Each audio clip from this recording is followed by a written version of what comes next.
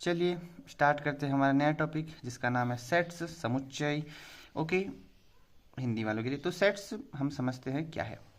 अब इसको समझने के लिए मैं एक कोरा कागज लेता हूँ।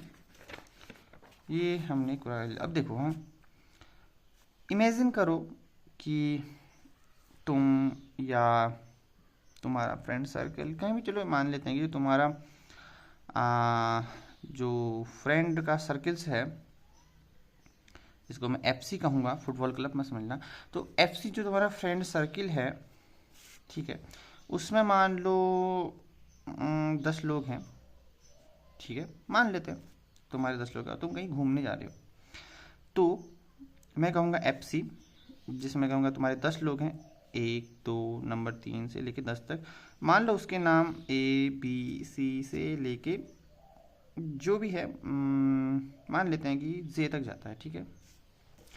तो ये तुम्हारे फ्रेंड सर्कल का ग्रुप्स है, ठीक है। चलो ये हमारा पहला ग्रुप हो गया, समझो। दूसरा मैं यूज करता हूँ तुम्हारे क्लास का ग्रुप, नहीं क्लास लोगों का तो हो गया, चलिए क्लास का ही ग्रुप करते हैं। मान लेता हूँ मैंने कहा Z11। तो ये तुम्हारा जो ग्रुप है जिसके अंदर सारे तुम्हारे जो 11th ग्रेड के तुम्हारी फ्रेंड्स हैं, उनका ये क्या है, ग्रुप है। ओके, थर्ड मैं यूज़ कर रहा हूँ कि तुम जिस पेन का यूज कर रहे हो, कोई भी रैंडम ले लो। तो मान लो तुम्हारे सभी फ्रेंड के पास जो पेन का कलेक्शन है, वो मान लो कि तुम्हारे पास, तुम अपना ही लिख लो, तुम्हारे पास मान लो 5 पेन्स का कलेक्शन है, लाइक ब्लू, ब्लैक और जो भी अलग अलग तरह से। ओके, ठीक है। तो अब ये जो डिफरेंट डिफरेंट टाइप ऑफ, मैंने कहा कि मैंने इन सभी को चीज़ों को रखा, इनके पास क्या तुम्हें ऑब्जर्व करने को मिल रहा है। अगर मैं ध्यान से कहूँ तुम्हारे पहले ग्रुप की, अगर तुम ऑब्जर्व करो कि जो तुम्हारा फ्रेंड सर्कल का ग्रुप से है, ऐसा समझो इनके पास क्या एक खूबी टाइप्स, मतलब कि इनकी क्या खूबी है। तो तुम ये कह सकते हो कि सारे जो हैं वो एक ही फ्रेंड सर्कल से बिलोंग करते हैं। कह सकते हो कि इतने जितने भी ये ए से लेके जे तक के तुम्हारे दोस्त हैं, वो तुम्हारे दोस्ती के ग्रुप से क्या करते, बिलोंग करते हैं, ठीक है। तभी हमने कहा कि इनको एक, तभी तुम कहा कि जो जितने मेरे फ्रेंड सर्कल हैं वो सभी घूमने जाएंगे ट्रिप में, ठीक है। अगर मैं 11th की बात करूँ तो G11 में सारे वो बच्चे हैं जो 11th क्लास में पढ़ाई करते हैं, वो सारे कहाँ के मेंबर हैं, 11th के, ठीक है। अगर मैं कहूँ कि पेन जो तुम्हारे पास है, जो पेन का तुम्हारा कलेक्शन है 5 पेन्स का, तो उन पेन के पास क्या खूबी है कि वो तुम्हारी पेन है, ठीक है।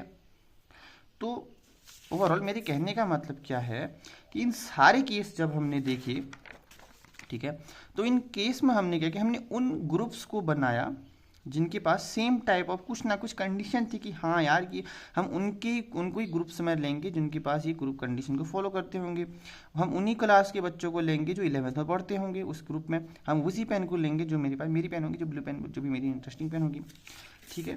तो अब जो ये सारी थी, जैसे मैंने कहा कि मेरे पास जो कलेक्शन था, मैं इसको ए कहूँ, मैं इसको बी कहूँ, इसको सी कहूँ, तो मेरे पास जो भी ये ए बी सी का कलेक्शन था, ठीक है, इनका जो भी मेरे पास कलेक्शन था, अभी मैंने इनको जिनको भी इनको कलेक्शन में इनको ग्रुपिंग में की थी, इनकी ग्रुपिंग की थी, तो इन जो कलेक्शन का ग्रुप होगा मैं उसको आज से क्या कहूँगा, सेट कहूँगा। तो सेट बेसिकली कुछ नहीं है, हम अब क्योंकि अभी तुम, ये तो खैर जनरल नॉलेज के लिए होगा कि यार हमने इसको समझने के लिए, बट क्योंकि हम मैथमेटिक्स में है तो हम मैथमेटिक्स में नंबर्स का जो भी चीज़ जो मैथमेटिक्स के अंदर आती हैं, उनका जब हम कलेक्शन की बात करते हैं, उनके नंबरों को हम लेते हैं, उनकी ग्रुपिंग करते हैं, तो उस केस में हम यूज़ करते हैं, कलेक्शन की जगह हम यूज़ करते हैं सेट, यानी कि बेसिकली सेट ज़्यादा कुछ नहीं है, कलेक्शन ही, ओके। तो सेट क्या है, यानी कलेक्शन ऑफ क्या है, कलेक्शन ऑफ जो भी एलिमेंट हैं, यानी कलेक्शन ऑफ एलिमेंट जिनके पास प्रॉपर्टी सेम है,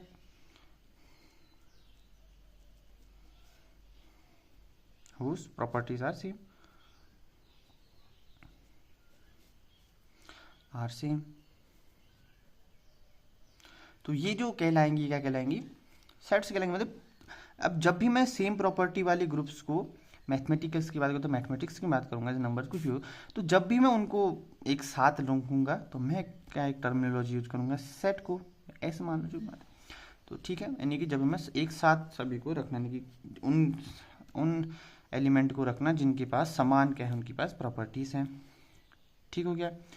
अब जनरली डिनोट में कैपिटल लेटर ए बी कुछ भी हो, एक्स वाई जेड करूँगा। अब ध्यान से देखो, अब मेरा पेन ना कहाँ गया, यहाँ पर है। अब देखो, हाँ मेरे पास जो भी कलेक्शन था, ठीक है, मेरे पास ये पहला कलेक्शन था, मान लो ए। तब इस कलेक्शन के अंदर मैं देखूं तो जो भी मेरे ए बी सी जो जे तक थे, ठीक है, तो उन अंदर वाले हिस्से क्या होंगे, उस ग्रुप के सारे मेंबर हैं। ठीक है, ये सारे उस ग्रुप के मेंबर हैं। तो इन्हीं को क्या कहते हैं हम मैथमेटिक्स के वे में एलिमेंट कहते हैं। ठीक है, तो ये सारे किसके हैं, उस एलिमेंट, उस मतलब उस ग्रुप के मेंबर हैं जहाँ पर इनको रखा गया बेसिकली। तो सेट के अंदर तो हमने बात की कि सेट क्या है, सेट एक बेसिकली ध्यान से देखें तो सेट का मतलब हो जाएगा कि collection of all this things which जो भी उनके पास सेम प्रॉपर्टीज हो जाएगी। अगर मैं बात करूँ, मेरे पास एक सेट ये है जिससे मैंने कहा कि ए बी से लेके जे तक हैं, तो इसमें जो सारे उस सेट के अंदर के मेंबर्स हैं उसको हम कहते हैं एलिमेंट। ठीक है, आज से हमको न्यू नोटेशन यूज करके जिसको हम कहेंगे एलिमेंट को, तो ए का मतलब हो जाएगा एलिमेंट। ओके, सॉरी, तो क्या कहा मैंने, जो भी उसके सेट्स के अंदर के जो भी मेंबर होंगे वो क्या कहलाएंगे, एलिमेंट कहलाएंगे। अब थोड़ा सा एक और 2-3 बातें यूज करते हैं। तो सेट्स को हम बेसिकली जो भी मेंबर को कर्ली ब्रेसेस यूज करेंगे। ठीक है, अब ध्यान से देखो, हाँ अगर मैं कहूँ, ओह इसको थोड़ा दूसरे यूज करना पड़ेगा, जैसे मैं एक्स से यूज करता हूँ क्योंकि सेम हो जाएगा ना ए बी सी डी। ठीक है, देखो, हाँ अगर मैं कहूँ जो मेरे पास एक्स है, अब इस एक्स में मैं कहना चाहता हूँ कि जो तुम्हारा टी नाम का कोई भी फ्रेंड है, अगर उस फ्रेंड को मैं कहूँ कि जो डी जो है मेंबर है एक्स का, या फिर मैं कहूँ डी बिलोंग्स टू एक्स। अब क्या बार बार मैं इसको लिखना पड़ेगा, मतलब अगर मेरे पास मैंने एक सेट बनाया, से एक्स डैश बनाया, मैंने एक्स बार का एक सेट बनाया, तो इस सेट के अंदर में जितने भी एलिमेंट, इनफाइनाइटली मैनी एलिमेंट का अगर मैं सेट बना लूँ, तो क्या मैं अब हर बार ऐसा लिखूँगा कि यार मतलब जो ओमेगा है वो मेंबर है एक्स डैश का, या फिर फाई जो मेंबर है एक्स डैश का। अगर बार बार जैसे मान लो कि मेरे पास जो भी है ये मेंबर है मेरे पास एक्स डैश का, कुछ भी मान लो, तो क्या मैं बार बार से लिखना पड़ेगा, नहीं। तो ये तो कुछ मतलब ऐसी सिंपल सी बात है यार कि मैं इतना थोड़ा लिखूंगा कि मेरे को पूरा 100 मिनट, तो मैं लिखना थोड़ा है, मेरे को समझना है ना कि मैं थोड़ा लिखूंगा कि यार कि कुछ भी बात हो, मैं ये थोड़ा लिखूंगा कि इतना लंबा, लेकिन थोड़ा सा वियर्ड सा लगता है ना। तो इसलिए हमने न्यू नोटेशन यूज की, जिसे मैं कहूँगा, इससे नोटेट करूँगा बेसिकली, इसे एप्सिलॉन कहते हैं। हो इसे एप्सिलॉन कहते हैं। ठीक है, इसका मतलब अगर मैं कहूँ कि D is a member of X, यानी कि D जो है X का मेंबर है, मतलब मैं कहूँगा कि जो भी मेरे सेट के अंदर जो भी मेंबर को मैं कहूँगा कि ये मेंबर इसका है, तो मैं यूज़ करूँगा D is a member of X। तो ये नोटेशन का मतलब हो जाएगा कि is belong to X, belong to. Okay, तो जब भी इसका यूज़ होगा तो इसका मतलब है कि अगर मैं कहूँ कि ये बिलोंग कर रहा है, तो इसका मतलब हम यूज़ करेंगे एप्सिलॉन, यानी कि D is belong to X, तो मैं यूज़ करूँगा एप्सिलॉन का, बेसिकली ग्रीक लेटर में हो जाएगा। तो ऐसे यानी कि ओमेगा है belong to X dash, phi belongs to X dash. तो यानी कि जब भी ये यूज नोटेशन होगा कि इसका मतलब क्या हो जाएगा